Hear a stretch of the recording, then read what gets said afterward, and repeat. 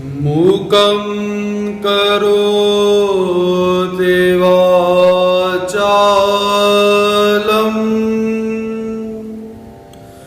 पंगुं लंघयते गिरिं यत्कृपातमहं वन्दे परमानन्दमाधवम्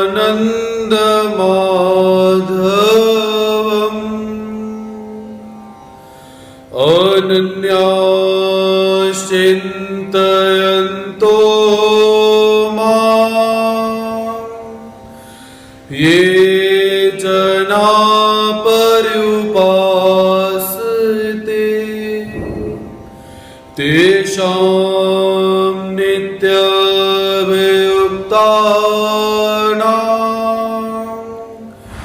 योगक्षेमं वहाम्यहम्।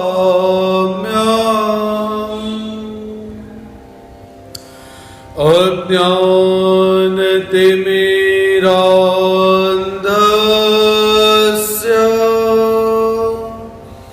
ज्ञानाञ्जनशलाकया चक्षुरुन्मीलितं येन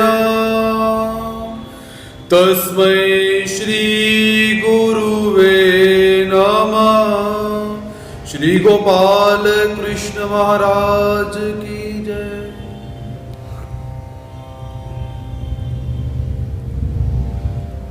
अनंत सूर्यों के समान जिनकी दिव्यांग कांति है, जीवात्मा को अपना परमानंद प्रदान करने वाले पीतांबरधारी भक्त वांछा कल्पतरु भगवान श्री कृष्ण महाराज जी के चरणार बिंदों में प्रणिपात करते हैं। तत्पश्चात संपूर्ण गुरुजनों के प्रति श्रद्धा सुमन समर्पित करते हुए आज के भाव में हम प्रवेश प्राप्त करते हैं। संपूर्ण धर्म, संपूर्ण भूत प्राणी एवं संपूर्ण धर्म ग्रंथों को अपने ज्ञान रूपी प्रकाश से सबको प्रकाशित करने वाली परम पवित्र पुनीत श्रीमद् भगवद गीता ग्रंथ का हम सब यहाँ पर अध्ययन कर रहे हैं और उसी गीता के अंतर्गत अध्याय 9वां राज विद्या राजगुह्य, इस विद्या का हम सब यहाँ पर अध्ययन कर रहे हैं। तो कल के सत्र के अंदर भगवान श्री कृष्ण महाराज जी अर्जुन से अनन्य भक्ति करने के विषय में प्रार्थना करते हैं। भगवान श्री कृष्ण महाराज जी अर्जुन से निवेदन करते हैं कि हे अर्जुन, यदि इस संसार के दुखों से मुक्त होना है, परमात्मा के परमा आनंद को प्राप्त करना है, तो केवल और केवल अनन्य भाव से मेरी भक्ति कर। अनन्यास चिंतयन्तो माम ये जना पर्युपासते तेषां नित्यभियुक्तानां योगक्षेमं वहाम्यहम्। हे अर्जुन, जब कोई जीवात्मा अनन्य भाव से मेरी भक्ति करता है तो मेरा भी कुछ कर्तव्य बनता है उस जीवात्मा के प्रति। वो कर्तव्य क्या रहता है?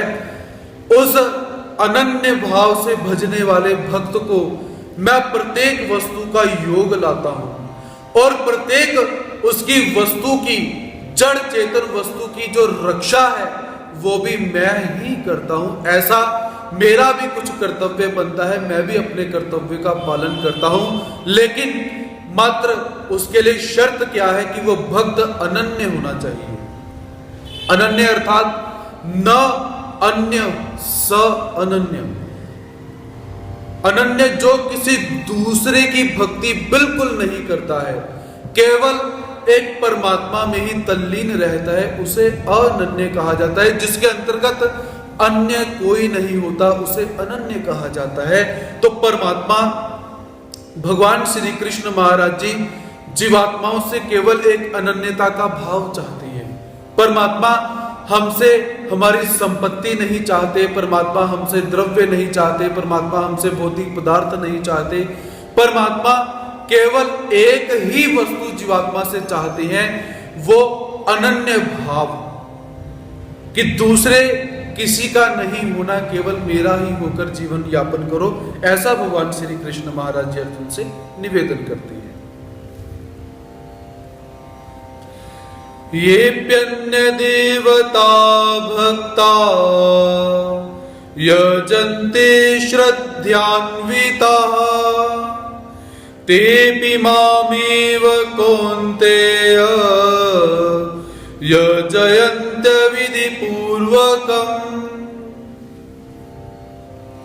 ये अप्य अन्य देवता भक्ता यजन्ते श्रद्धान्विताः तेऽपि मामेव कौन्तेय यजन्त्य विधि पूर्वकम। भगवान श्री कृष्ण महाराज जी अर्जुन से निवेदन करते हैं कि हे अर्जुन, हे कौन्तेय, हे कुंती नंदन अर्जुन, ये अपि भक्ता, ये अर्थात जो, अपि भी, भक्ता अर्थात भक्त अर्थात मनुष्य, श्रद्धा अन्विता, श्रद्धा पूर्वक, श्रद्धा से अभिभूत होकर, अन्य देवता यजन्ते, अन्य देवताओं का पूजन करते हैं। हे अर्जुन, जो भक्त श्रद्धा से युक्त होकर अन्य देवी देवताओं का पूजन करते हैं, ते अपि माम एव यजन्ति, वे भी मेरा ही पूजन करते हैं, ऐसा जानना चाहिए। ध्यान से श्रवण करेंगे। परमात्मा निवेदन करते हैं कि हे अर्जुन, जो भक्त श्रद्धा से युक्त होकर देवी देवताओं का पूजन करते हैं, वह मेरा ही पूजन करते हैं, ऐसे जानना चाहिए। किंतु कैसे? अविधि पूर्वकम, अविधि पूर्वक अर्थात विधि का परित्याग करके, निषेधों को धारण करते हुए अविधि पूर्वक देवी देवताओं का पूजन करते करते मेरा ही पूजन करते हैं, ऐसा जानना चाहिए। तो परमात्मा यहां पर क्या निवेदन कर रहे हैं?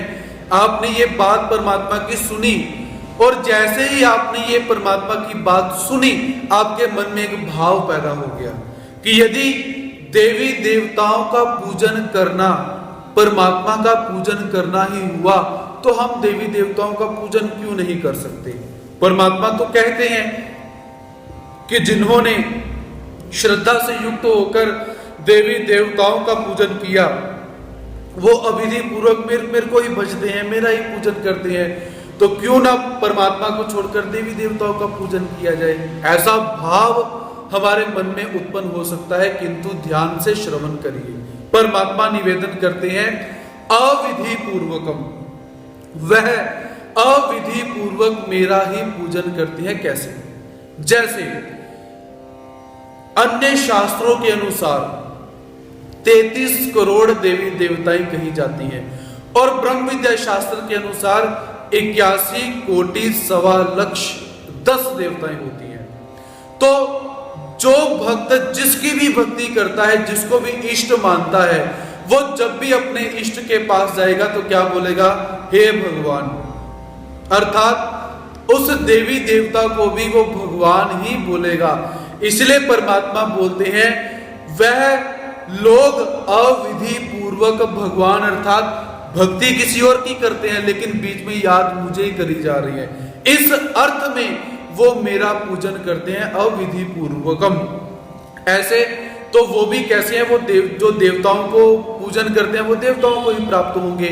और परमात्मा कैसे हैं? सर्वव्यापक पुनः, और सर्वव्यापक होने के नाते परमात्मा को जब कोई भगवान ही बोल दे, हे भगवान मेरी रक्षा करो, अब उसने किसी देवी देवता का नाम नहीं लिया, तो परमात्मा उसके शब्दों को मान रख के उसकी रक्षा भी करते हैं। तो इस अर्थ में परमात्मा यहां पर निवेदन करते हैं कि जो देवी देवताओं की भक्ति करते हैं, कहीं ना कहीं अविधि पूर्वक वो मेरा ही भजन करते हैं, ऐसा भगवान श्री कृष्ण महाराज जी यहां पर निवेदन करते हैं। अहम ही सर्व यज्ञानां भोक्ता च प्रभुरेव च न तु माम बीजानन्ति तत्त्वेनातश्च वन्ति ते। अहम ही सर्वयज्ञानां भोक्ता च प्रभुरेव च न तु माम अभिजानन्ति तत्त्वेनात्यश्चवन्ति ते। भगवान श्री कृष्ण महाराज जी कहते हैं कि हे अर्जुन, ही क्योंकि सर्व यज्ञानां भोक्ता च, सभी देवी देवताओं की जो भक्ति करते हैं वो कहीं ना कहीं अविधि पूर्वक मेरी ही भक्ति करते हैं। कैसे? उसका प्रमाण भगवान श्री कृष्ण महाराज जी देते हैं कि क्योंकि सर्व यज्ञानां, संपूर्ण यज्ञों का, संपूर्ण क्रियाओं का, संपूर्ण विधियों का भोक्ता, संपूर्ण विधियों को, यज्ञों को भोगने वाला मैं ही हूं, ऐसा परमात्मा बोलती है। च प्रभु, और सबका स्वामी भी मैं ही हूं।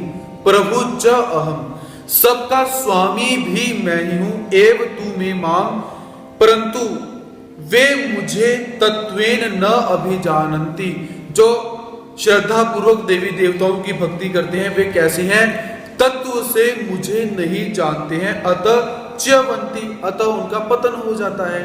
तो परमात्मा निवेदन करते हैं कि हे अर्जुन, सभी यज्ञों का भोक्ता मैं हूं, सबका मालिक भी मैं हूं, लेकिन जो जीवात्मा तत्व से जानते हुए मेरा भजन करता है वो तो मुझे प्राप्त हो जाता है, लेकिन जो तत्व को छोड़कर देवी देवताओं की भक्ति करता है तो वो कैसा है? वो पतन हो जाता है, वो गिर जाता है। जैसे कल के सत्र में हमने अध्ययन किया था कि जो स्वर्ग में चले गए, स्वर्ग में जाने के पश्चात स्वर्ग का भोग उन्होंने भोगा, और भोग भोगने के पश्चात जब उनके पुण्य समाप्त हुए तो वो वापस इस मृत्यु लोक में आ जाते हैं। यही बात परमात्मा यहाँ पर निवेदन करते हैं कि हे अर्जुन, जितने भी भोग हैं इनको भोगने वाला मैं हूं, सबका मालिक भी मैं ही हूं। मेरे अतिरिक्त भोगने वाला कोई नहीं है, मालिक कोई नहीं है, ऐसा समझ। अब जैसे हम व्यवहार में क्या देखते हैं कि जब बालक छोटा होता है, छोटा होने के पश्चात क्या है कि उसकी अपनी माता के प्रति बहुत ममता रहती है। जब बालक बड़ा होता है, बड़ा होने के पश्चात उसकी शादी हो जाती है, तो शादी होने के पश्चात उस व्यक्ति में दो भाव जागृत हो जाते हैं। वो कौन से?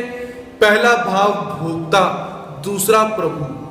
भोक्ता अर्थात कि इस चेतन पदार्थ को, इस स्त्री को भोगने वाला भोक्ता मैं हूं और मैं इसका मालिक हूं, ऐसा भाव पैदा हो जाता है। और वो भाव अहंकार के अभिभूत जब जाता है तो वो भाव बढ़ता रहता है, और जब जीवात्मा अपने आप को भोक्ता और मालिक समझना शुरू कर दे तो वह परमात्मा की भक्ति कभी नहीं कर सकता। इसलिए परमात्मा यहां पर अर्जुन से निवेदन करते हैं कि हे अर्जुन, इस संसार में सब प्रकार की क्रियाओं को भोगने वाला मैं ही हूं और सबका मालिक मैं ही हूं। कभी भी अपने आप को भोगने वाला मत समझो कि हमने इस वस्तु का भोग लिया, क्योंकि जीवात्मा किसी वस्तु का भोग ले ही नहीं सकता। तृष्णा न जीर्णा वयमेव जीर्णा, कहते इच्छाएं कभी बूढ़ी नहीं होती, हम ही बूढ़ी हो जाते हैं।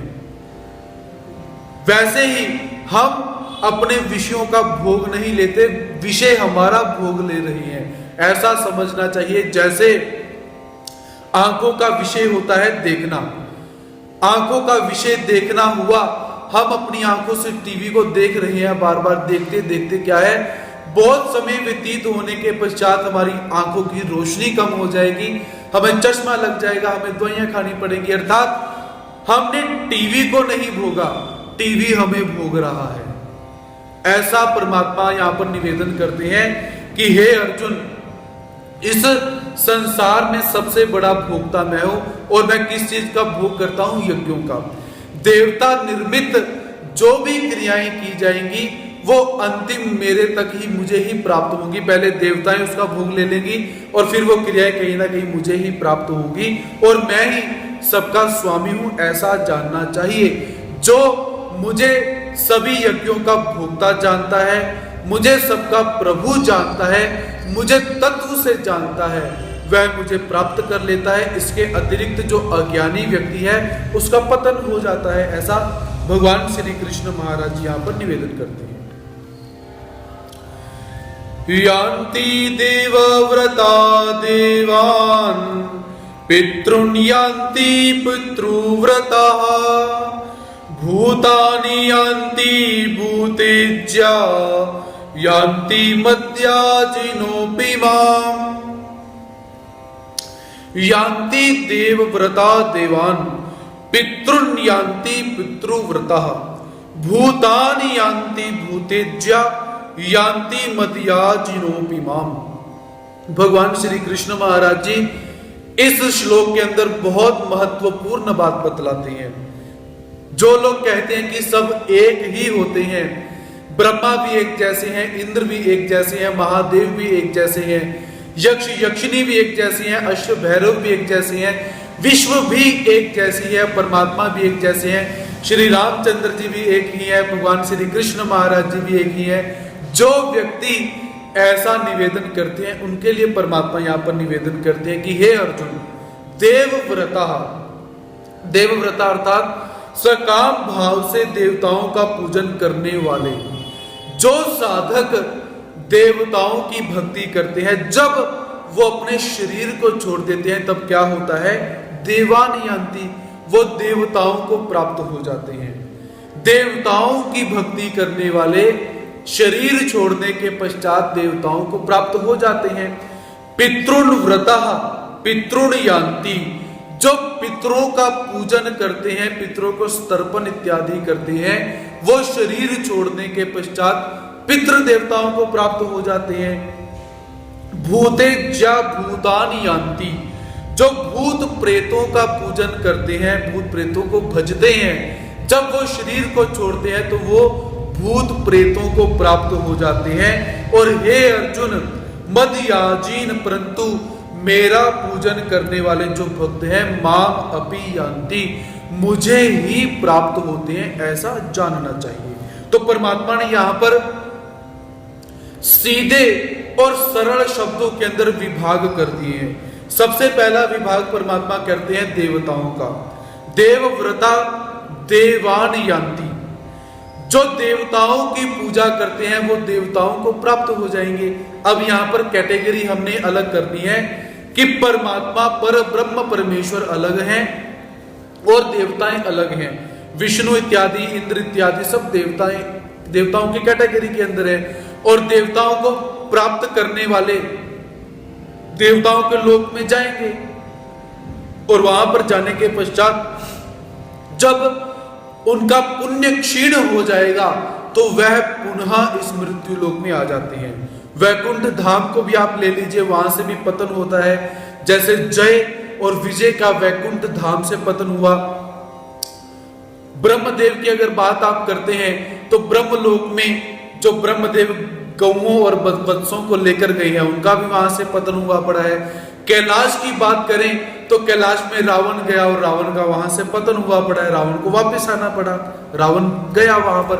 और स्वर्ग की बात करो तो रेवंतक राजा इत्यादि स्वर्ग बहुत बार गए हुए हैं तो उनको भी वापस आना पड़ा है। सदेही स्वर्ग में गए रेवंतक राजा, अपनी पुत्री का वर ढूंढने के लिए गए हुए हैं, उनको वापस आना पड़ा। ऐसे अर्जुन देव क्षीराब्दी गमन कर रहे हैं भगवान श्री कृष्ण महाराज जी के पास, वहां पर जाने के बाद उनको वहां से वापस आना पड़ा हुआ है। ऐसा हम बहुत सारे तत्व देख सकते हैं। तो इसीलिए भगवान श्री कृष्ण महाराज जी निवेदन करते हैं कि हे अर्जुन, जीवात्मा जिस देवता की भक्ति करेगा उस देवता को प्राप्त हो जाएगा, उस देवता के फल को प्राप्त हो जाएगा। जब पुण्य क्षीण हो जाएगा तो उसे वापस आना पड़ेगा। इसके पश्चात जो साधक पितृ देवताओं की भक्ति करेगा वो पितृलोक को प्राप्त हो जाएगा। पितृलोक अर्थात जो हम श्राद्ध करते हैं। अक्सर नवरात्रों के समय में श्राद्ध आते हैं और हम भी अक्सर क्या करते हैं कि ब्राह्मणों को इकट्ठा करते हैं, तो ब्राह्मणों को इकट्ठा करके उनको भोजन करवाते हैं ताकि हमारे जो पूर्वज पितृलोक में बैठे हुए हैं उन्हें तर्पण किया जा सके, उन्हें जल और भोजन प्रदान किया जा सके। कितनी बहुत बड़ी एक मूर्खता है।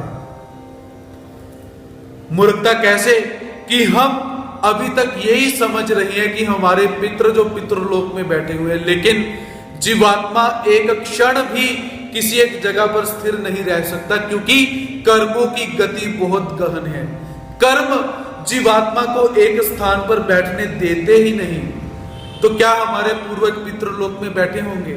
और सबसे बड़ी विडंबना क्या है, जब श्राद्ध आते हैं तो पूरे साल भर में, जैसे उत्तर भारत में 2 बार नवरात्रे मनाए जाते हैं, दक्षिण भारत में 1 बार मनाए जाते हैं, तो हमें पूरा साल अपने पितरों की याद नहीं आती कि उन्हें भूख लगी होगी। अपनी आती है, सुबह नाश्ता भी हमने करना है, दोपहर को रोटी भी खानी है, स्नैक्स भी खानी है, रात को फिर रोटी खानी है। अपनी याद हमें आती है, रोज आती है, लेकिन अपने पितरों की याद आती है साल में 1 बार 2 बार। और उस दिन क्या करते हैं, ब्राह्मणों को पकड़ो और भोजन करवाओ, और अंदर से ऐसे संतुष्ट हो जाते हैं कि देखो हमने अपने पितरों को भोजन भेज दिया, उन्होंने खा भी लिया। कैसी एक, जिसको आश्चर्यचकित या मैं मूर्खतापूर्ण बात कहूं, ऐसा हम लोग करते हैं। और दूसरा पहलू यदि मैं देखूं, जब माता पिता जीवित होते हैं तब उन्हें जल नहीं दिया जाता, उन्हें भोजन नहीं दिया जाता, उनकी सुरक्षा नहीं की जाती, उनकी देखरेख नहीं की जाती। और मरने के बाद ब्राह्मण को भोजन कराया जाता है कि उनको पितृलोक में जाकर भोजन मिल जाए। हम जीवात्मा कितने सुशिक्षित हो चुके हैं, कितने हम पढ़े लिखे हो चुके हैं, हम इस बात से जान सकते हैं। तो परमात्मा यहां पर यही निवेदन करते हैं कि जो लोग ऐसा सोचते हैं कि पितरों को हम श्राद्ध करवाएंगे, हमारे पूर्वजों को भोजन मिल जाएगा, तो ये कुरीतियां हैं, इनसे बाहर निकलिए। ये ऐसी कुरीतियां हैं जिनका लॉजिक कोई नहीं, लेकिन क्या है, एक डर के कारण कि हमें पितृदोष ना हो जाए। पितृदोष भी होता है, उसका निवारण भी होता है, लेकिन वो पितृदोष कैसा है, वो उसके कारण कुछ और रहते हैं, इन कारणों से पितृदोष नहीं लगता। तो ऐसे परमात्मा निवेदन करते हैं कि जो श्राद्ध करते हैं, जो पितरों को तर्पण इत्यादि करते हैं, वो पितृलोक की जो देवताएं हैं उन देवताओं को प्राप्त हो जाएंगे। लेकिन ये भी एक ऐसा है, विधि विधान पूर्वक यदि किया जाए तब। ऐसे नहीं कि कोई किसी को भोजन दिया, उसने 1 गिलास भोजन किया और वो चला गया, ऐसा नहीं। लेकिन सामान्य अर्थ में जब भी श्राद्ध किए जाते हैं, तो श्राद्ध के समय में जो भी आप तर्पण करते हो, दान करते हो, वो जीवात्मा को नहीं प्राप्त होता। क्यों नहीं प्राप्त होता? क्योंकि वो जीवात्मा पितृलोक में है ही नहीं। जीवात्मा अपने कर्मों की गति के अनुसार पता नहीं कहां का कहां पहुंच चुका हुआ है, हम नहीं जानते। केवल पितृलोक की जो देवताएं हैं वो आपके तर्पण इत्यादि का स्वीकार करेंगे और आपको उसका फल मिल जाएगा। ऐसा भगवान श्री कृष्ण महाराज यहां पर निवेदन करते हैं। इसके पश्चात तीसरी कैटेगरी परमात्मा यहां पर देते हैं, भूते ज्या भूतानि यान्ति। जो भूतों का भजन करते हैं, भूत प्रेत पिशाच मणि मसानों का जो पूजन करते हैं, उन्हें भूत ही बनना पड़ता है जाकर, ऐसा परमात्मा निवेदन करते हैं। आज के समय में भी बहुत सारे ऐसे कूड़ तंत्र मंत्र के संप्रदाय हैं जिनमें भूतों का पूजन किया जाता है, भूतों को वश में किया जाता है, मदिरा का पान करवाया जाता है, मांस चढ़ाया जाता है। ऐसे बहुत सारे स्थल इत्यादि हमें प्राप्त होते हैं और ऐसी बहुत सारी तंत्र मंत्र की क्रियाएं हम भी करते हैं, क्योंकि हमें कभी कभी क्या लगता है कि हम सीधे रास्ते से तो आगे जा नहीं सकते, शॉर्टकट अपनाएं। और उस शॉर्टकट को अपनाने के लिए तंत्र साधना मंत्र साधना, इससे सरल उपाय और कोई है ही नहीं। लेकिन उसका नुकसान क्या होता है, हानि क्या होती है, हम नहीं जानते। तो इसीलिए परमात्मा निवेदन करते हैं कि जो भूत प्रेत खेचर भूचर निशाचर पिशाचर जलचर नवचर इत्यादि जो भी मणि मसानों का जो पूजन करते हैं, वो अगले जन्म में भूत ही बनेंगे। ऐसा परमात्मा निवेदन करते हैं कि जैसे तंत्र मंत्र करने के लिए क्या है कि जो गधा होता है, गधे की पूंछ का बाल लिया जाता है। एक तंत्र आपको बताता हूं, तो उसका बाल लेकर, ऊंट के दांत लेकर, ऊंट के दांतों की मणियां बनाकर फिर उसको गले में डाला जाता है। और इससे क्या है, वशीकरण की सिद्धि प्राप्त हो जाती है। ऐसे भी हम देखते हैं मणि मसान के ऊपर जाकर बैठा जाता है, और कुछ ऐसे उद्यमी व्यक्ति होते हैं जो क्या करते हैं, जंगल में जाकर उल्लू को ढूंढते हैं, और उल्लू को ढूंढते हैं, देखते हैं उसके ऊपर, वर्षों उसके ऊपर नजर रखते हैं कि ये उल्लू मरे, और मैं इस उल्लू को मरने के पश्चात इसकी खोपड़ी निकालूं और उसके अंदर एक ऐसा अंजन बनाऊं, एक ऐसा काजल बनाऊं कि जिस काजल को आंखों में डालने से मैं अदृश्य शक्तियों को देख सकूं। ऐसे बहुत सारे तंत्र हमें प्राप्त होते हैं। ऐसी भक्ति जो करते हैं वो आगे जाकर से भूत भी बनेंगे, जो पुरुष होंगे वो भूत बनेंगे, जो औरतें होंगी वो चड़ेल बन जाएंगी, भूतनियां बन जाएंगी। ऐसा परमात्मा यहाँ पर निवेदन करते हैं। तो जिसने बनना हो वो अवश्य इन मणि मसालों का पूजन करे, भूतों का पूजन करे, ऐसा हम यहाँ पर देख सकते हैं। तो यहाँ पर किसी व्यक्ति विशेष का हम नाम नहीं लेना चाहेंगे।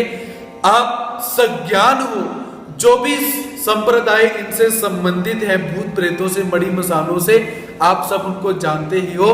तो जो भी उनकी भक्ति करते हैं, आज भी यदि जब कोई वीरवार इत्यादि आता है, हम चले जाते हैं वहां पर, अगर जाते हो तो ध्यान रखिए कहीं ये ना हो कि अगली बार आपकी ही समाधि वहां पर लगी हो और कोई और वहां पर चद्दर और तेल चढ़ाने के लिए आए। ऐसा भी परमात्मा यहाँ पर निवेदन करते हैं। इसलिए ध्यान से, विधि का आचरण ध्यान से करना चाहिए।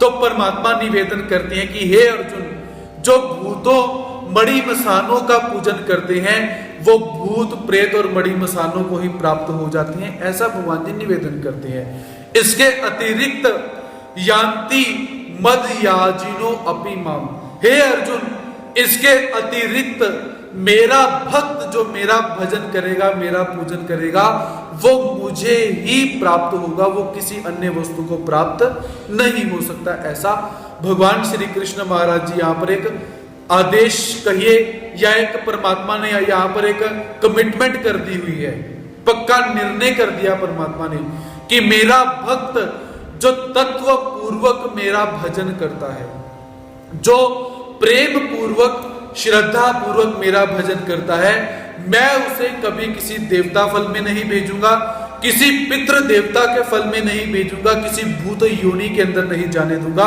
आपसे एक और निवेदन करना चाहूंगा कि जब हम बहुत सारे तीर्थ स्थलों पर जाते हैं तो वहां पर जाने के पश्चात हम क्या देखते हैं कि बहुत सारे व्यक्ति ऐसे हैं कि जिनको अपने शरीर के अंदर आवेश, उनके शरीर में आवेश पैदा हुआ पड़ा है, बाल उनके खुले हैं, बालों को घुमा रहे हैं, परमात्मा की दिव्य आरती चल रही है, उसमें नाच रहे हैं, परमात्मा से दुहाई मांग रहे हैं, रो रहे हैं। वो भूत कैटेगरी ही है। परमात्मा ने इस श्लोक में जिन भूतों को लिया हुआ है, इन भूतों को हम दृश्य जगत के भूत बोल सकते हैं। भूत भी दो प्रकार के होते हैं, अदृश्य जगत के भूत जो दिखाई नहीं देते और दृश्य जगत के भूत जो दिखाई देते हैं। ये बहुत सारी कैटेगरीज हैं इनकी, और हमें बहुत सारे समय में हमें इनका प्रत्यक्ष दर्शन भी होता है, हम महसूस भी करते हैं। और प्रत्येक जीवात्मा जब अपनी यौवन अवस्था के अंदर प्रादुर्भाव करता है तो उन्हें इन तत्वों का आभास अवश्य होता है। ऐसा एक मनोवैज्ञानिक एक तथ्य निकलकर सामने आया हुआ है, और परमात्मा भी इनकी सत्ता को मानते ही हैं। जो लोग भूत प्राणियों की सत्ता को नहीं मानते हैं वो श्रीमद् भगवद गीता का अध्ययन यहाँ पर कर सकते हैं। तो वहां पर परमात्मा की दिव्य आरती चलती है, वहां पर भूत प्रेत जो है वो नाच रहे हैं, दिखाई भी देते हैं। तो उन्हीं का अंश लेकर परमात्मा यहाँ पर कहीं ना कहीं निवेदन करते हैं। तो ये भूत लगते क्यों है, क्यों नहीं है, इसके विषय में बहुत सारी हमें जो कहानियां बोले हम प्राप्त होती हैं, तो उसका विषय हम कभी बाद में ग्रहण करेंगे। तो यहाँ पर केवल इतना ही, यदि परमात्मा को प्राप्त करना है तो परमात्मा की ही भक्ति करनी चाहिए, ऐसे भगवान श्री कृष्ण महाराज जी यहाँ पर निवेदन करते हैं। पत्रम पुष्पम फलम तोयम यो मे भक्त्या प्रयच्छति तदं भक्त्यु प्रवृत मश्नामि प्रयतात्मना। पत्रम पुष्पम फलम तोयम यो मे भक्त्या प्रयच्छति तदहम भक्त्यु प्रहुरुत मश्नामि प्रयतात्मनः। भगवान श्री कृष्ण महाराज जी ने पिछले श्लोक में कहा कि जो भक्त मेरा भजन पूजन करते हैं वह मुझे भी प्राप्त होते हैं। तो परमात्मा का भजन पूजन कैसे करना चाहिए, सामग्री क्या होती है? क्योंकि जैसे देवताओं का जो पूजन होता है, देवताओं का पूजन करने में क्या है, पीछे हमने पढ़ा अग्नि जलानी पड़ती है, यज्ञ करना पड़ता है, घी डालना पड़ता है, हविषा डालनी पड़ती है, औषधियां डालनी पड़ती हैं, वनस्पतियां डालनी पड़ती हैं, फिर घंटों यज्ञ करना पड़ता है जाकर, और उसके पश्चात मंत्रों का उच्चारण करना पड़ता है। ऋग्वेद, यजुर्वेद, सामवेद, अथर्ववेद सभी वेदों को पढ़ना पड़ेगा। तो देवताओं का भजन पूजन करने के लिए इतनी सामग्री की, इतने बड़े बड़े विधि विधानों की आवश्यकता है। तो परमात्मा को प्राप्त करने के लिए बहुत बड़ी विधि होगी और परमात्मा को प्राप्त करने के लिए बहुत सारे सामान की आवश्यकता होगी, ऐसा हमें लगता है, क्योंकि देवताएं छोटी सी, परमात्मा इतने बड़े से। लेकिन ऐसा प्रकार नहीं है। परमात्मा भगवान श्री कृष्ण महाराज जी अर्जुन से क्या निवेदन करते हैं कि हे अर्जुन, यह जो भक्त पत्रम अर्थात पत्ता, पुष्पम अर्थात पुष्प, फलम फल, तोयम अर्थात जल, या यथा उस समय आपको जल संबंधित जो भी प्राप्त हो जाए, अनायास ही आपको प्राप्त हो जाए, ऐसी साधारण सी वस्तु, भक्त्या, भक्त्या अर्थात प्रेम पूर्वक, में प्रयच्छति, मेरा भक्त मुझे समर्पित करता है, तत् उस मुझ में प्रयतात्मनः तल्लीन हुए अंतःकरण वाले भक्त के द्वारा भक्त्युपहृतम प्रेम पूर्वक दिए हुए उपहार का अहम अश्नामि, मैं उसका स्वीकार करता हूं, मैं उसको खाता हूं। अर्थात हे अर्जुन, यदि मेरा भक्त मेरे में तल्लीन होकर, मेरे में अंतःकरण लगाकर प्रेम पूर्वक मुझे यदि कोई पत्ता भी समर्पित करता है, पुष्प समर्पित करता है, फल समर्पित करता है या जल समर्पित करता है, तो मैं प्रेम पूर्वक श्रद्धा से उसके इन पदार्थों को खाता हूं, इन पदार्थों को स्वीकार करता हूं। मुझे केवल इतनी ही वस्तु चाहिए। ऐसा मुझे बहुत बड़े बड़े यज्ञ करो, बहुत बड़े बड़े उसमें हविषा डालो, अग्नि जलाओ, देसी घी बीच में डालो, ऐसा करो वैसा करो, मुझे नहीं चाहिए। मुझे प्रेम से यदि मेरे भक्त ने जल भी समर्पित कर दिया, जल अर्थात अनायास ही प्राप्त हो गया, जल प्रत्येक जगह पर आपको मिल ही जाता है। और जल को बताकर परमात्मा क्या बताना चाहते हैं, अनायास आपको कहीं से कुछ भी छोटी सी वस्तु प्राप्त हो जाए और वही छोटी वस्तु मुझे समर्पित कर दी, तो मैं प्रेम पूर्वक उस वस्तु को खाता हूं, स्वीकार करता हूं। ऐसा भगवान श्री कृष्ण महाराज जी यहाँ पर निवेदन करते हैं। तो परमात्मा को बहुत बड़े बड़े आडंबरों की आवश्यकता नहीं, परमात्मा को बहुत बड़े बड़े पकवानों की आवश्यकता नहीं, परमात्मा को बहुत बड़े बड़े उत्तम व्यंजनों की आवश्यकता नहीं। आवश्यकता किस चीज की है? प्रेम और श्रद्धा की। और उस श्रद्धा से यदि आपने पत्ता भी समर्पित कर दिया तो परमात्मा स्वीकार करते हैं। इस विषय में हमें बहुत सारे भक्त प्राप्त होते हैं, जैसे सत्यभामा और माता रुक्मिणी का प्रसंग प्राप्त होता है कि जिसमें तुला करवाई जा रही है कि परमात्मा को जो भी तुला में तोल देगा उसे सातों जन्म में भगवान श्री कृष्ण महाराज जी पति रूप में प्राप्त होंगे।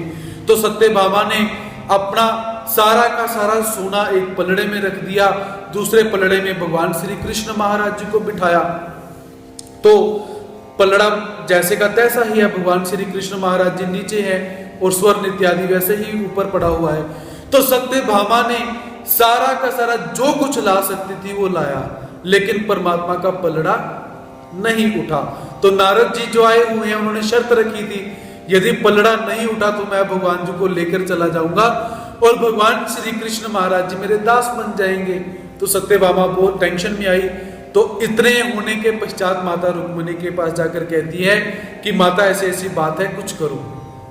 तो माता रुक्मिणी ने एक तुलसी का पत्ता दिया और भगवान जी को याद किया और तुलसी का पत्ता दे दिया।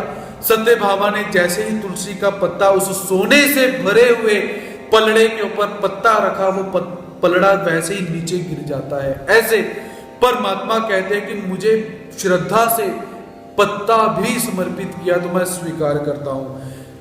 उसके पश्चात द्रौपदी को ले सकते हैं, परमात्मा को एक अन्न भोजन का दिया हुआ है, परमात्मा ने स्वीकार किया।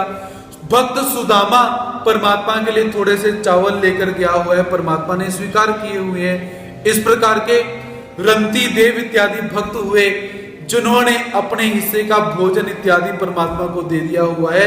और कुछ भक्त ऐसे भी हमें प्राप्त होते हैं कि जिनकी परीक्षा लेने के लिए देवताएं आई हुई हैं और वह भक्त अपने शरीर का मांस काटकर परमात्मा को समर्पित कर रहे हैं। ऐसे भक्त भी परमात्मा के होते हैं। तो परमात्मा निवेदन करते हैं कि हे अर्जुन, मुझे प्रसन्न करने के लिए भौतिक वस्तु की आवश्यकता नहीं।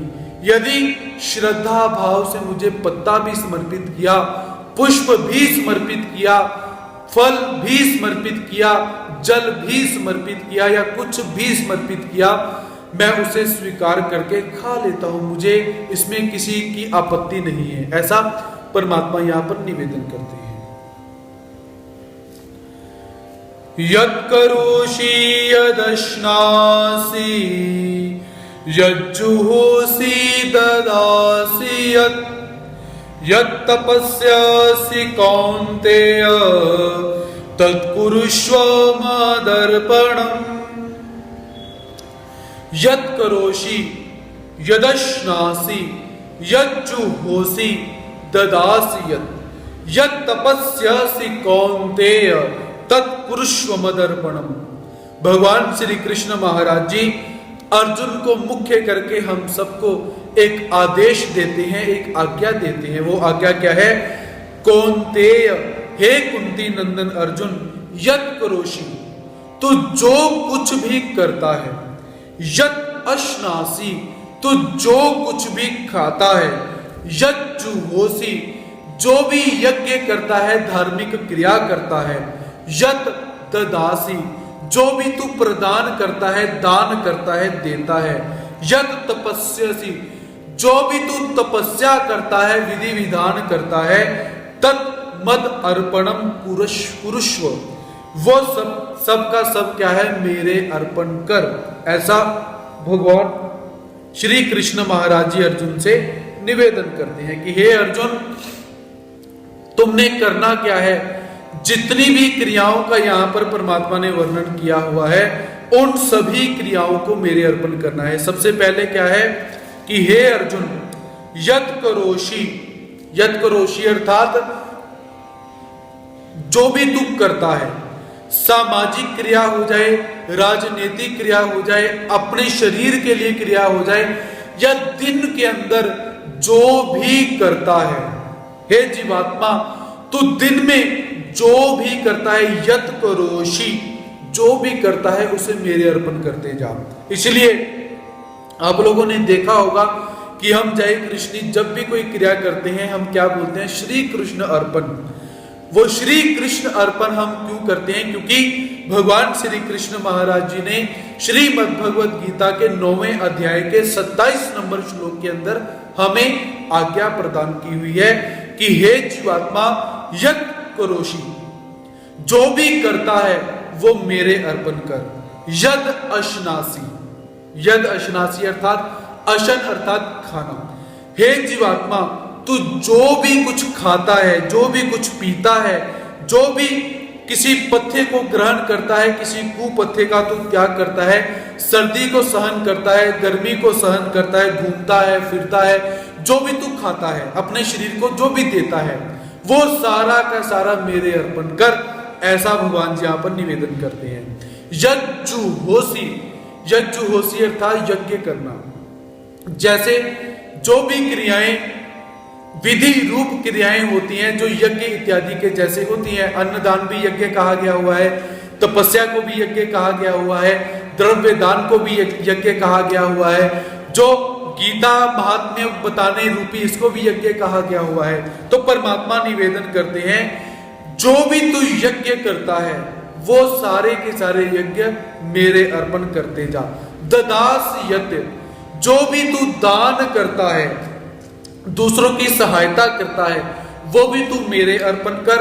यत् तपस्यसि, जो भी तू तपस्या करता है, तपस्या अर्थात अपने मन को वश में किया, इंद्रियों को वश में किया, ब्रह्मचर्य व्रत में स्थित करा, अपने मन इंद्रियों को विषयों से रोक कर अब मेरे में लगाया हुआ है, ये सब कैसा है? तपस्या के अंदर आ जाता है। समाधि लगाई, मेरे में मन लगाया, योगा रूढ़ हुआ, जो भी तुमने तपस्या की है वो तपस्या कैसे है? मेरे अर्पण कर। तत्कुरुष्व मद अर्पण, हे अर्जुन, हे जीवात्मा, ये सारी की सारी क्रियाएं कैसी है? मेरे अर्पण करता चला जा। इससे क्या हो जाएगा? तुझे कर्मों के बंधन नहीं लगेंगे। जैसे परमात्मा को कर्मों के बंधन नहीं लगते, वैसे तुझे भी नहीं लगेंगे। तो इसलिए ऐसे है मद अर्पण। ये सूत्र अपने जीवन में, अपने जीवन की जो भी गठुरी है उसमें गांठ मारकर आप रख लीजिए, लिख कर रख लीजिए कि हमने जो भी करना है, अच्छा काम हो या बुरा काम हमसे हो जाए, करना नहीं है, बुरा काम हो जाए तो उसे भी श्री कृष्ण अर्पण करते रहिए। जाने अनजाने में जो कुछ होता रहे, श्री कृष्ण अर्पण, श्री चक्रधर अर्पण, श्री कृष्ण अर्पण, श्री चक्रधर अर्पण, ऐसे करते हुए क्रियाओं को जब आप करोगे तो अकस्मात क्या हो जाएगा? एक, परमात्मा की आज्ञा का हमने पालन किया, दूसरा, बार बार मुख से परमात्मा का नाम निकलता रहेगा। ऐसा परमात्मा यहां पर हम सबको आदेश देते हैं। शुभाशुभ फलैरेवं मोक्षसे कर्म बंधने संन्यास योग युक्तात्मा विमुक्तो मामुपैष्यसि। शुभाशुभ फलैरेवं मोक्ष से कर्म बंधने संन्यास योग युक्तात्मा विमुक्तो माम उपैष्यसि।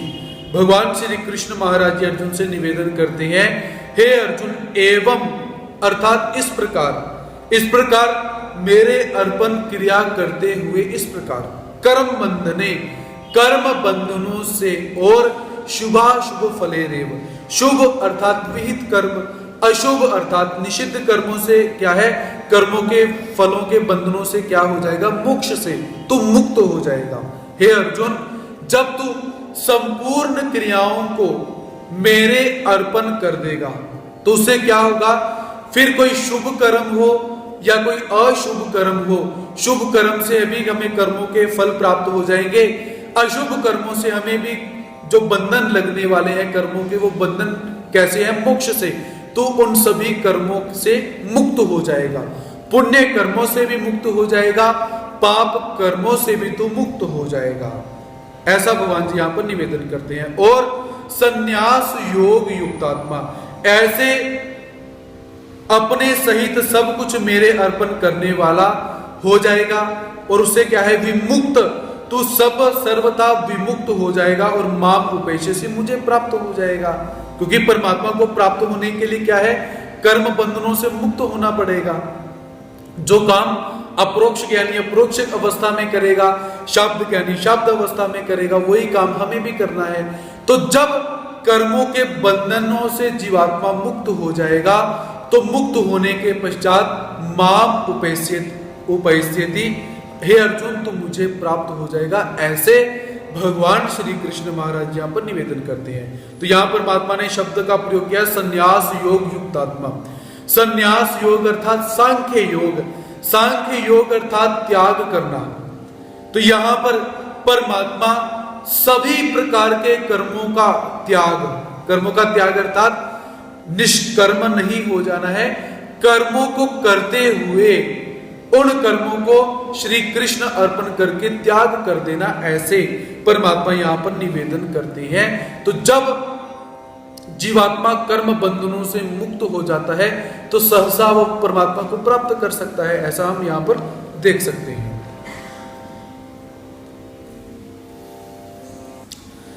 समोहम सर्वभूतेषु न मे द्वेष्योऽस्ति न प्रियः ये भजन्ति तु मां भक्त्या मयि तेषु चाप्यहम्।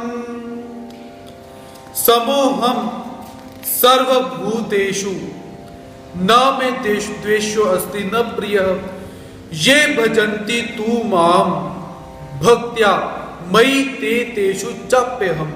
भगवान श्री कृष्ण महाराज जी अर्जुन से निवेदन करते हैं कि हे अर्जुन, अहम सर्वभूतेषु समः, मैं संपूर्ण भूत प्राणियों में सम रहता हूं।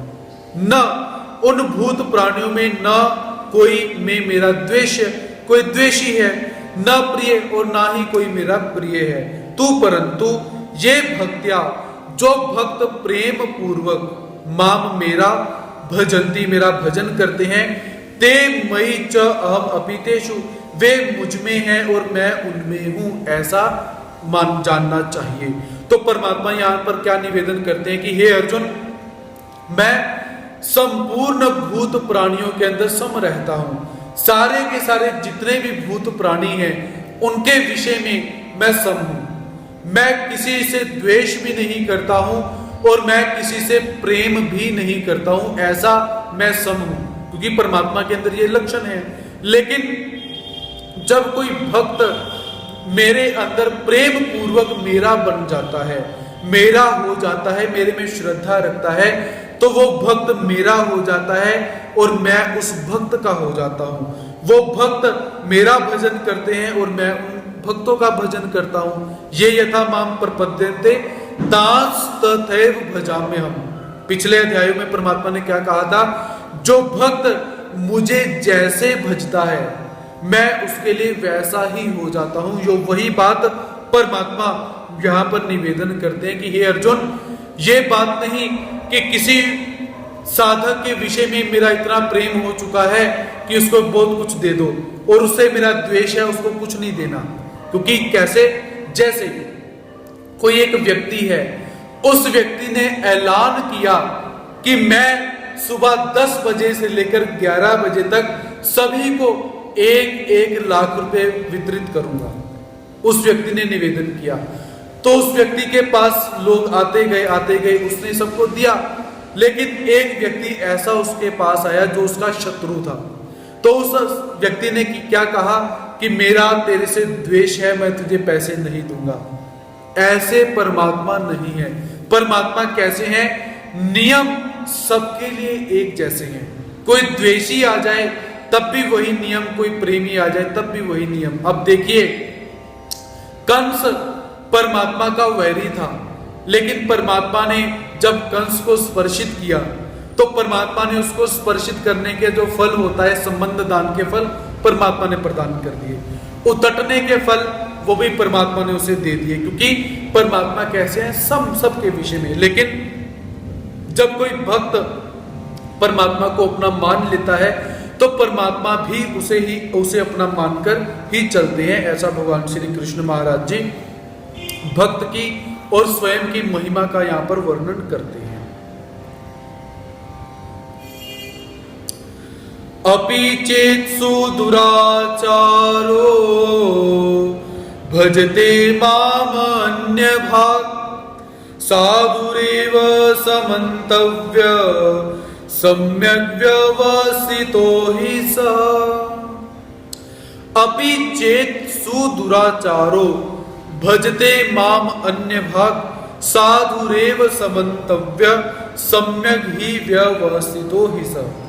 हे अर्जुन, चेत सुदुराचारः, अगर कोई दुराचारी व्यक्ति, सुदुराचार अर्थात दुराचारी से बहुत दुराचारी व्यक्ति अपि भी अनन्य भक्त होकर माम भजते, मेरा भजन करता है, तो सह साधु एवं मंतव्य, उसे भी क्या है? साधु ही मानना चाहिए, उसे महात्मा ही मानना चाहिए ही, क्योंकि स सम्यक व्यवस्थित, कारण कि उसने निश्चय करके अपने आप को बदल लिया हुआ है, ऐसा परमात्मा निवेदन करते हैं। क्योंकि परमात्मा ने पिछले श्लोकों में निवेदन किया था कि जो दुराचारी होते हैं, जो अज्ञानी होते हैं, जो अविवेकी होते हैं, वह मेरा भजन नहीं करते, अनन्य भाव से मेरी भक्ति नहीं करते, वो देवताओं की भक्ति करते रहते हैं। लेकिन इस श्लोक में परमात्मा निवेदन करते हैं, चेत,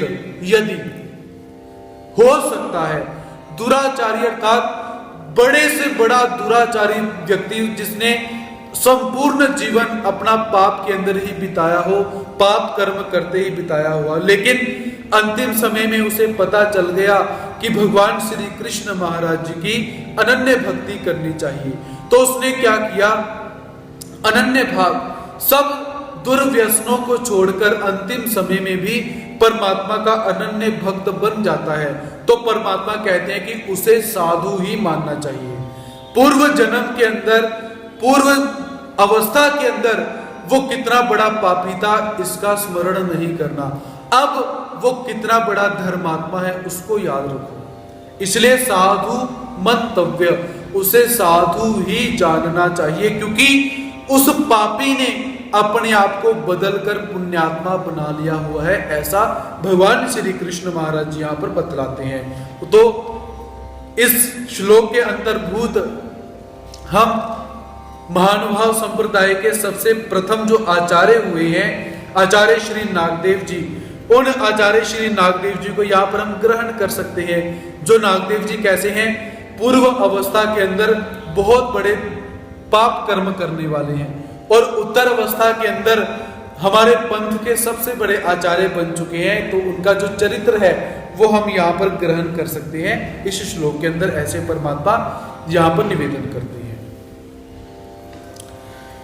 क्षिप्रं भवति धर्मात्मा शश्चवान्तिं निगच्छति, कौन्तेय प्रतिजानीहि न मे भक्त प्रणश्यति। क्षिप्रं भवति धर्मात्मा शश्चवान्तिं निगच्छति, कौन्तेय प्रतिजानीहि न मे भक्त प्रणश्यति। भगवान श्री कृष्ण महाराज जी निवेदन करते हैं, हे कौन्तेय, हे कुंती नंदन अर्जुन, क्षिप्रम अर्थात वह तत्काल उसी समय धर्मात्मा भवति, वह दुराचारी व्यक्ति उसी समय, जिस समय अपने आप को वो बदल लेता है, उसी समय वो धर्मात्मा हो जाता है। शश्चवत निरंतर रहने वाली शांति निगच्छति, शांति को प्राप्त कर लेता है। कौन्तेय, हे कुंती नंदन अर्जुन, में मेरे भक्त प्रणश्यति न, मेरे भक्त का कभी भी नाश नहीं होता है। प्रतिजानी ही, ऐसा तुम जानो और तुम प्रतिज्ञा करो और मैं भी प्रतिज्ञा करता हूं। हे अर्जुन, जो दुराचारी से दुराचारी भक्त जिसने अपने आप को बदल लिया हुआ है, वह उसी समय धर्मात्मा हो जाता है, उसी समय वो नित्य निरंतर रहने वाली शांति को प्राप्त कर लेता है। और ऐसा जो भक्त होता है, मैं उसका कभी भी नाश नहीं होने देता हूं, ये मेरा कर्तव्य, ऐसा तुम जानो।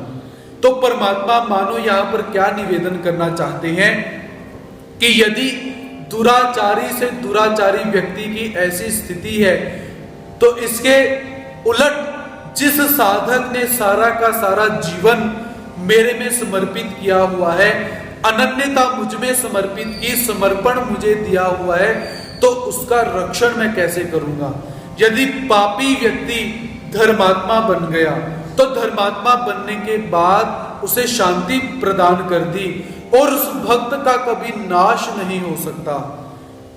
तो जो परमात्मा का भक्त सारा जीवन परमात्मा में तल्लीन रहा है, उसे कौन सी बड़ी गति परमात्मा प्रदान करेंगे, ये परमात्मा ही जाने, हम नहीं जान सकते हैं। ऐसा भाव परमात्मा यहां पर निवेदन करते हैं। मां हि पार्थ व्यपाश्रित्य येऽपि स्युः पापयोनयः स्त्रियो वैश्यास्ततः शूद्राः स्तेऽपि यान्ति परां गतिम्। मां हि पार्थ व्यपाश्रित्य येऽपि स्युः पापयोनयः स्त्रियो वैश्यास्ततः शूद्राः स्तेऽपि यान्ति परां गतिम्।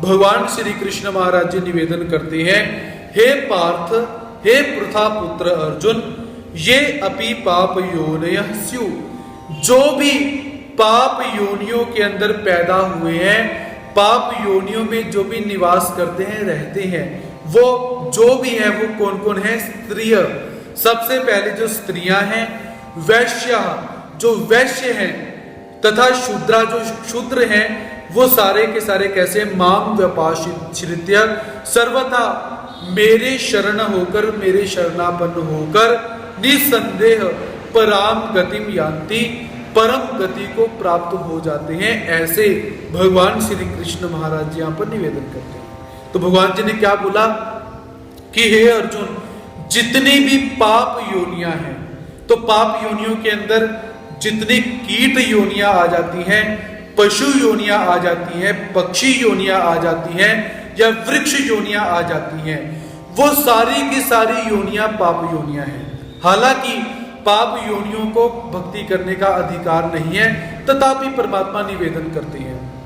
और सूक्ष्म दृष्टि से ये वाली पाप योनियां और स्थूल दृष्टि से क्या है? सबसे पहले परमात्मा यहाँ पर स्त्रियों को लेती है। स्त्रियों को भी परमात्मा ने बोला, यदि स्त्रियां भी मेरी अनन्य भाव से मेरी भक्तिन हो जाए तो वह भी धर्म की अधिकारिणी है। वैश्य हो चाहे क्षुद्र हो चाहे कोई भी हो, मुझे जाति से कोई लेना देना नहीं है, मुझे अनन्यता से लेना देना है। देखिए श्रीमद् भगवत गीता ग्रंथ कैसा है।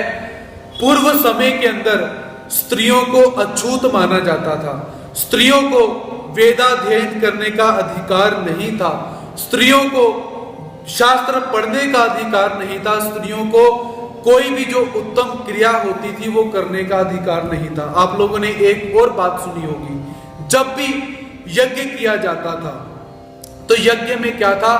जब पुरुष यज्ञ करने के लिए बैठा है तो साथ में उसकी स्त्री का भी उसके साथ बैठना जरूरी माना जाता था। पुरुष कभी कभी किसी स्थिति में अकेला यज्ञ कर भी सकता था, लेकिन बहुत सारे यज्ञ ऐसे हैं उनमें स्त्री का होना, पत्नी का होना बहुत जरूरी था। लेकिन हम कहीं पर भी कभी ये नहीं देखते कि किसी स्त्री ने यज्ञ किया हो। स्त्री यज्ञ करने के लिए बैठे, साथ में पति का बैठना बहुत जरूरी हो, ऐसा यज्ञ किंचित मात्रा में कहीं एक आधा भी मेरे हिसाब से नहीं होगा, तो ऐसा हम देखते हैं। लेकिन परमात्मा भगवान श्री कृष्ण महाराज जी जितना अधिकार पुरुष को दिया हुआ है उतना ही अधिकार स्त्री को भी प्रदान करते हैं। हालांकि दैहिक भेद के अनुसार जो हम देह का भेद होता है, उस देह के भेद को देखते हुए स्त्रियों का जो देह होता है वो अनाधिकारी कहा गया है। कैसे? क्योंकि स्त्री कैसी है जिसको क्षण प्रतिक्षण किसी सहारे की आवश्यकता होती। क्योंकि सहारे की आवश्यकता क्यों है इसका भी मैं आपको यहाँ पर बताना चाहूंगा। तो बहुत सारे लोगों ने बहुत बार मुझे निवेदन किया कि गुरुजी जब भी महिलाओं को लेकर बोलते हैं, स्त्रियों को लेकर बोलते हैं, जब भी तो समय स्त्रियों को अनाधिकारी बोलते हैं, स्त्रियों को अधिकारी गुरुजी ने कभी नहीं बोला। ऐसे बहुत सारे भक्तों का एक आक्षेप रहता है, और भक्तों का आक्षेप कहीं किसी स्थान पर सही भी है, लेकिन थोड़ा सा समझने की आवश्यकता है। तो मैं आपको यहाँ पर समझाना चाहूंगा कि कैसे स्त्रियों को जो एक स्त्री लेप परमात्मा ने निर्माण किया हुआ है, सर्वप्रथम कैसे है, इसकी सुरक्षा बहुत महत्व की होती है। सुरक्षा के अर्थ में मैं अनाधिकारी कहता हूं। कैसे? जब कोई छोटी लड़की होती है उसको अपने पिता का साया चाहिए। जब वो लड़की थोड़ा सा बड़ी होती है उस समय उसे पुनः पिता का साया सिर पर चाहिए। जब वो थोड़ा सा और बड़ी हुई उसे अपने भाई का साया उसके सिर पे चाहिए। जब वो और बड़ी होती है उसे अपने पति का साया सिर पर चाहिए, जब वो और बड़ी होती है, बुजुर्ग हो जाती है, तो पुत्र का साया उसे चाहिए। ऐसा इस अर्थ में देह को लेकर मैं बोलता हूं। और दूसरा क्या है कि जो एक हीरा होता है, डायमंड होता है, कोहिनूर का हीरा होता है, उसे ही तिजोरियों में डालकर रखा जाता है, ना कि लोहे को। स्त्रियां कैसी है? डायमंड की तरह, कोहिनूर हीरे की तरह। यदि थोड़ी सी भी खरोच लग गई तो कीमत समाप्त हो जाती है। इसीलिए इन्हें सुरक्षित रखना पड़ता है, इन्हें संभाल कर रखना पड़ता है। और इन्हें संभालता कौन है? पुरुष। वो भाई हो सकता है, पति हो सकता है, पिता हो सकता है, कोई रिश्तेदार भी हो सकता है, कोई दोस्त भी हो सकता है। और पुरुष कैसे हैं? लोहे की तरह, हवा में पड़े रहें, आग में पड़े रहें, या वायु में पड़े रहें, या पानी पड़ता रहे, जंग लग जाए, जो 25 रुपए किलो बिकेगा या 50 रुपए किलो बिकेगा वही रेट रहेगा लोहे का। पुरुष ऐसे लोहे की तरह, यदि इनको खरोच आ भी गई तब भी इन्हें कोई हरकत नहीं है। लेकिन यदि किसी स्त्री को थोड़ा सा भी कोई अधर्म होता है, थोड़ी सी भी हानि होती है तो बहुत नुकसान होता है। इसीलिए जो एक दैहिक अक्षमता है, उस अर्थ में हमारे पुराने समय में स्त्रियों को बहुत कष्टों को झेलना पड़ा।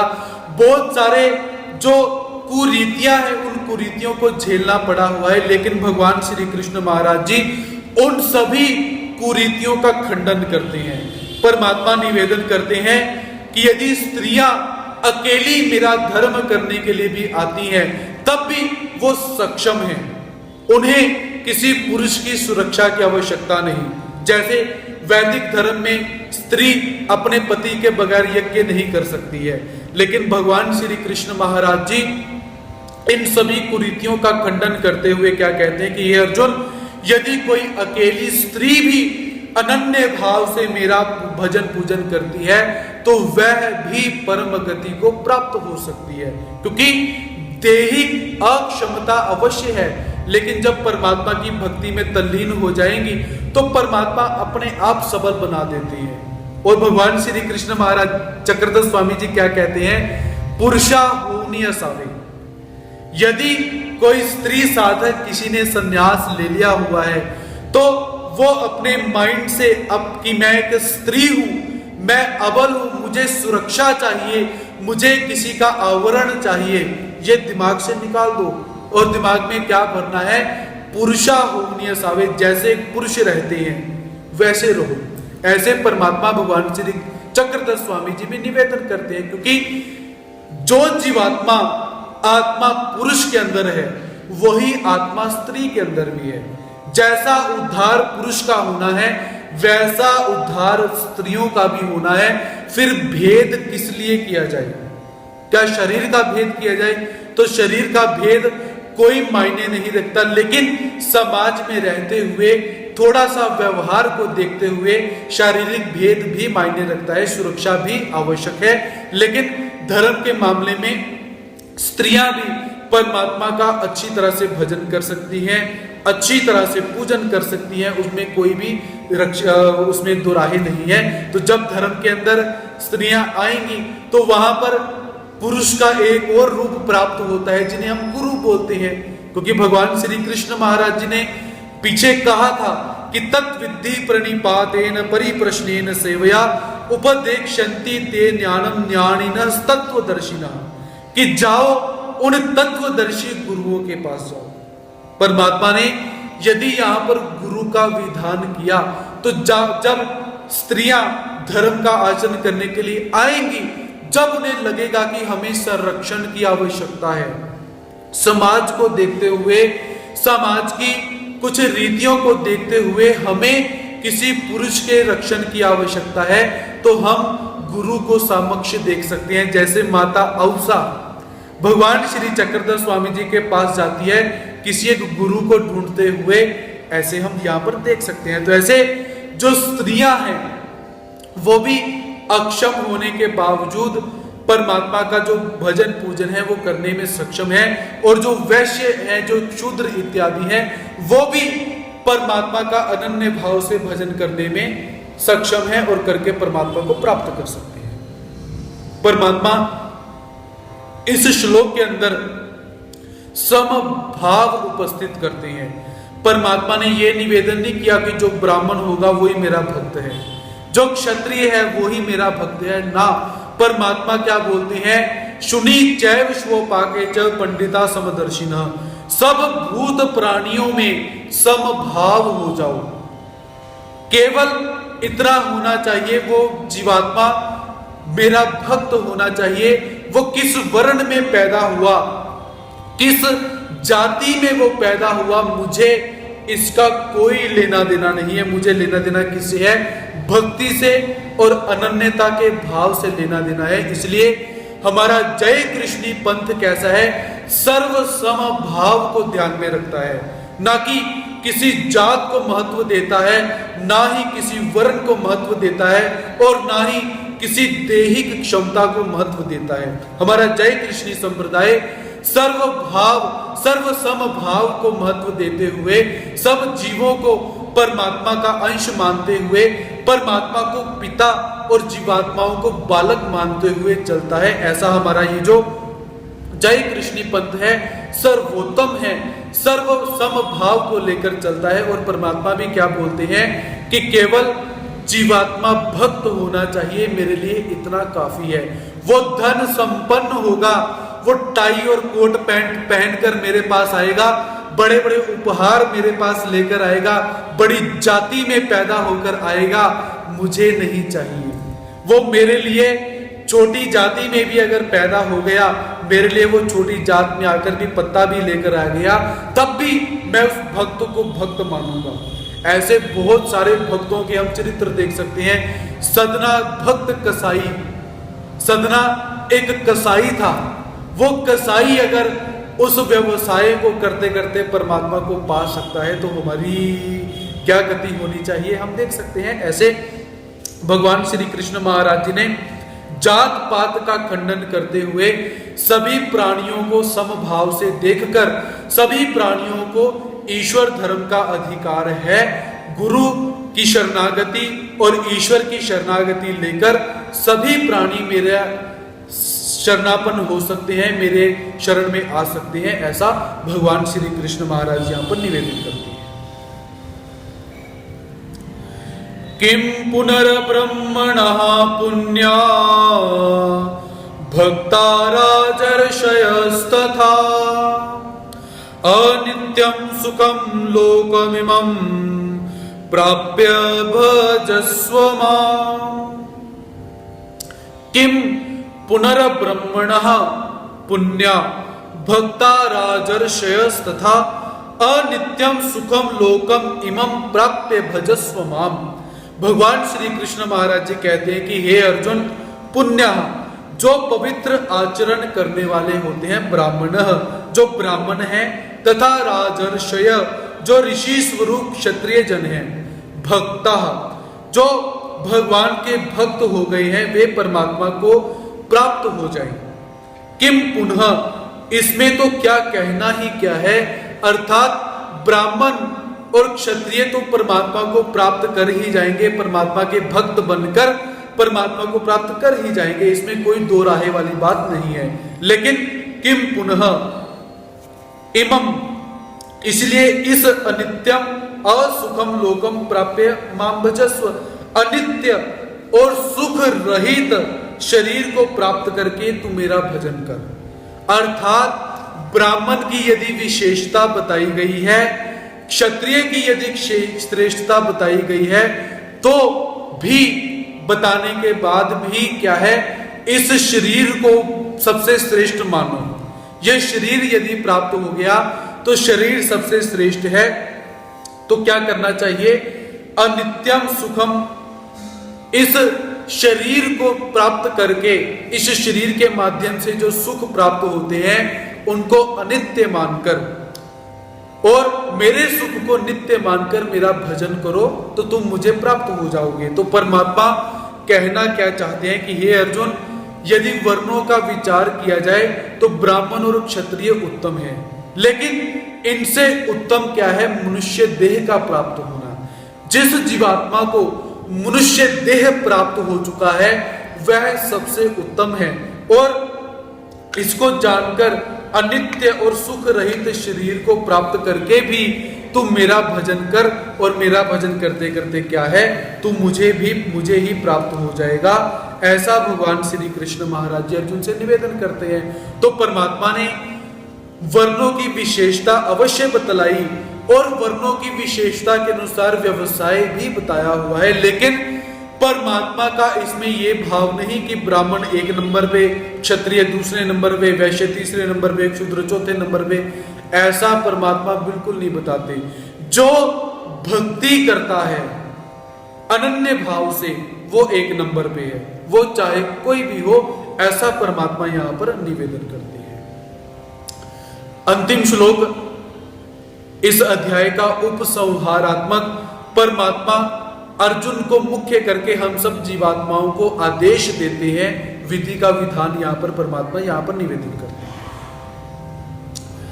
मन्मना भव मद्भक्तो मद्याजी मां नमस्कुरु मामे वैश्यसि युक्त्वैव मात्मानं मत्परायणः। मन्मना भव मद्भक्तो मद्याजी मां नमस्कुरु मामे वैश्यसि युक्त्वैव मात्मानं मत्परायणः। भगवान श्री कृष्ण महाराज जी कहते हैं कि हे अर्जुन, मद भक्त भव, तू मेरा भक्त बन जा, तू मेरा भक्त हो जा। मन मना, मेरे में ही मन को लगाने वाला हो जा। मद याजी, मेरा ही भजन पूजन करने वाला हो जा। माम नमस्कुरु, मुझे ही नमस्कार करने वाला हो जा। एवं आत्मानं युक्त्वा मत्परायण, इस प्रकार अपने आप को मेरे साथ लगाकर मेरे पारायण होकर तू माम एव एष्यसि, मुझे ही प्राप्त होगा। सरल और सुबोध परमात्मा को प्राप्त करने का उपाय क्या है? मेरा भक्त हो जा, मुझ में मन लगाने वाला हो जा, मेरा ही भजन पूजन करने वाला हो जा, मुझे ही नमस्कार कर और अपने आप को मेरे में ही तल्लीन कर दे, मेरे में ही लगा दे, मेरे में ही पारायण हो जा। तो ऐसे करते करते तू मुझे ही प्राप्त हो जाएगा। ऐसा भगवान श्री कृष्ण महाराज यहां पर निवेदन करते हैं। तो यहां पर परमात्मा को प्राप्त करना कितना सरल दिखाई देता है, और वास्तव में है भी, क्योंकि जैसा हम अपने आप को सोचेंगे, जैसा कार्य को हम सुकर सोचेंगे तो कार्य हमारे लिए सुकर हो जाएगा, कार्य को दुष्कर सोचेंगे तो कार्य हमारे लिए दुष्कर हो जाएगा। ऐसे परमात्मा ने यहां पर क्या है, सर्व समर्पण का भाव जो है, जिसको हम बोलते हैं कि पूरा का पूरा समर्पण कर देना, सरेंडर कर देना, सरेंडर कर देना, जो भी आप बोलते हो नहीं कि अब वहां पर आतंकवादी छुपे हुए हैं और पुलिस और फोर्स बाहर बैठे, वो कहते हैं कि आत्मसमर्पण कर दो, हम तुम्हें कुछ नहीं करेंगे, ऐसा। वही भाव परमात्मा यहां पर निवेदन करते हैं कि आत्मसमर्पण, पूरा का पूरा समर्पण कर दो। मारोगे तो तुम ही मारो, तारोगे तो तुम ही तारो। ये जो आत्मसमर्पण का भाव परमात्मा हमसे यहां पर चाहते हैं, हमसे निवेदन करते हैं। मन मना भव मद भक्तो मद याजी माम नमस्कुरु मामे वैश्यसि युक्त्वैव आत्मानं मत्परायणः। हे अर्जुन, मेरे में ही मन लगा, मेरा ही हो जा। ऐसा भगवान श्री कृष्ण महाराज जी अर्जुन से निवेदन करते हैं। और जब हम परमात्मा के हो जाएंगे पूरे के पूरे, अंदर और बाहर से, तो परमात्मा भी हमारे हो जाएंगे और परमात्मा हमें प्राप्त भी हो जाएंगे। तो ऐसा भाव परमात्मा श्रीमद् भगवद गीता के 9वें अध्याय के अंदर निवेदन करते हैं। इति श्रीमद् भगवद गीता सूपनिषत्सु ब्रह्म विद्यायाम योग शास्त्रे श्री कृष्ण अर्जुन संवादे राज विद्या राजगुह्य योगो नाम नवमो अध्यायः इति शम इति अलम। इति अर्थात इस प्रकार, श्री अर्थात मायापुरधारी, या जिस ग्रंथ के अंदर श्री संपन्न है, माया या लक्ष्मी संपन्न है, ऐसे भगवत, भग अर्थात भगवान के द्वारा, वद अर्थात कही गई, ऐसा भी हम बोल सकते हैं।